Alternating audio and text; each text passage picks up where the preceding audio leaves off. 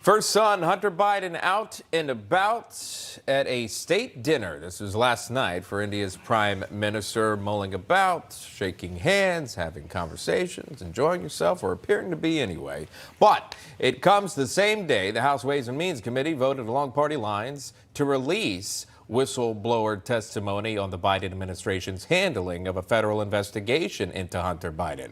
The panel made public transcripts totaling almost 400 pages from interviews with two IRS employees. The vote comes after that IRS worker contacted the committee alleging mishandling of the case. With us now, Missouri Congressman Jason Smith, chairman of the House Ways and Means Committee. Sir, welcome, and thanks so much for coming on. Newsmax, of course, following very closely that press briefing yesterday. If you could just summarize maybe the most standout moments to you about what's being alleged from these IRS whistleblowers. Absolutely. There's a lot. Thanks for having me.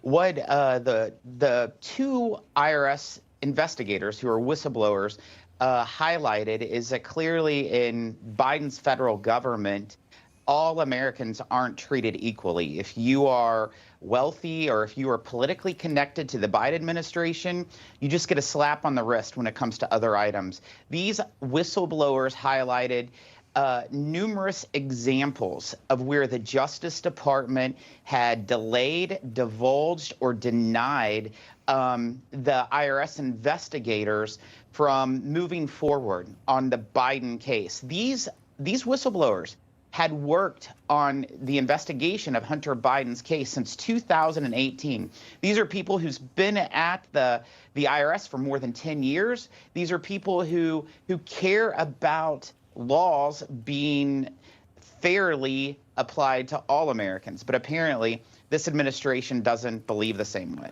Going into the investigation there again, or the testimony from the whistleblower, specifically Gary Shapley, 14-year veteran, who one of the ones in the transcript, obviously hundreds of pages, alleging that more charges should have been brought against Hunter Biden, including felony charges, some dating back to 2014. But we just learned about that plea agreement that was made with David Weiss and also Chris Clark, the attorney for Hunter Biden, to only bring, again, a couple of misdemeanors forward on tax charges, and then also that unlawful possession of a handgun, which he received a probation for, likely avoiding any jail time. Does this testimony that the House Ways and Means Committee received, does this do anything, would this affect that case in any way, as, again, it hasn't been brought to a judge just yet? Well, the facts need to be out there so that the Americans, a judge, everyone sees what we have been told by folks that was part of the investigative team. What's very alarming, you look at the IRS was looking at the tax years from 2014 to 2019, but because of the delay tactics of the Department of Justice, we saw examples where the prosecutor, for example, in Delaware, requested to bring charges in the District of Columbia, was denied, was requested to bring charges in Central California, was denied, requested a special counsel, and was denied. But guess what that led to? That the statute of limitations has ran on any crimes for the charges of tax years 2014 and 2015.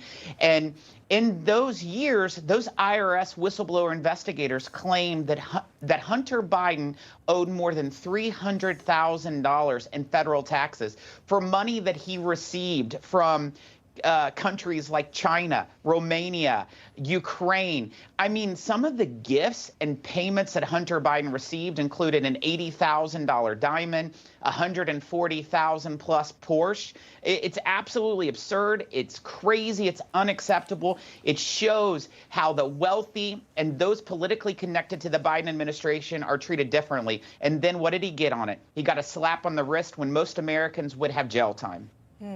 Again, these whistleblowers alleging that there was a tie to almost a storage unit in a neighboring state. Talk to me about that and maybe how information was provided ahead of time, ahead of an official search.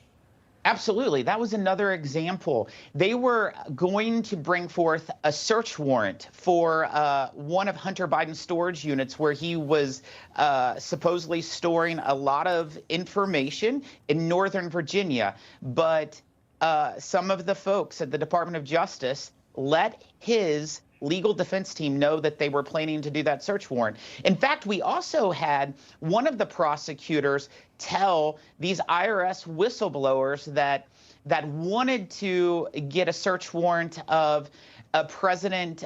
It's actually, at that time, it was Vice President Biden's guest house where Hunter was living. And they're like, under no circumstances could that ever happen. You just seen countless times, and it was maddening. But also something that we discovered was a message that Hunter Biden sent to a Chinese business partner on WhatsApp that explicitly stated that he was waiting for that Chinese business partner to respond, and he was sitting next to his father waiting for their response.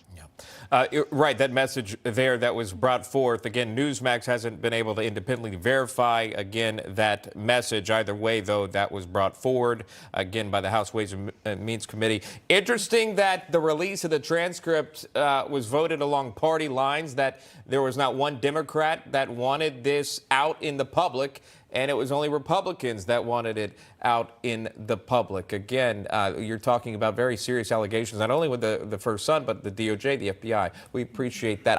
Before you go, Congressman, if I could ask you, now that the transcript has been released, you've come forward, again, brought this to light for the public to see. Very curious to know what's next within proceduring. Well, one of the reasons why the Ways and Means Committee had to bring this forward is that based on the fact that these whistleblowers were IRS investigators, they had information to private taxpayer information. And under 6103, only the chairman of the Ways and Means Committee can grant people to look at this information. And that's in fact what I did. But then the way for this to become public and transparent is if the Ways and Means Committee voted to make this public. That's in fact what we did yesterday, so that other committees in Congress, for example, the Judiciary Committee ran by Jim Jordan and the Oversight Committee ran by Jamie Comer, can get the information that we have seen. I felt like this was very, very important that we get this information out there so that this might help with things that they're looking at. All right, those whistleblower allegations now in the public sphere. Missouri Congressman Jason Smith joining us live with a recap. Thank you, sir. Appreciate your time today. Thank you all.